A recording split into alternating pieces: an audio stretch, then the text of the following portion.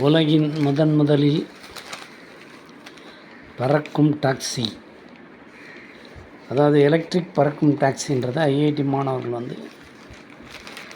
வந்து தயாரிக்கிறாங்க. அதில் ஒரு ப்ரைவேட் கம்பெனி, ஒரு சில கம்பெனி அதில் ஈடுபட்டுருக்கு.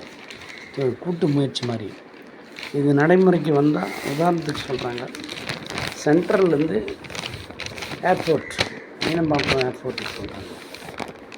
அதுக்குரிய டிஸ்டன்ஸ் 25 கிலோமீட்ரு. இது நார்மலாக கார்லேயோ மற்ற வாகனங்களே போகிறதுக்கு 1 மணி நேரம் ஆகும்.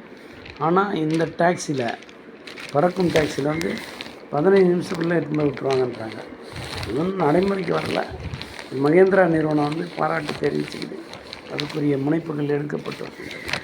கூடிய விரைவில் இந்த டாக்ஸி வரும்போது நம்ம டிராஃபிக் ஜாம் மற்ற விஷயங்களுக்கு அது தரை வழி போக்குவரத்தில் பெரிய மாற்றத்தை ஏற்படுத்தும்னு நான் நினைக்கிறேன். ஆனால் இது 2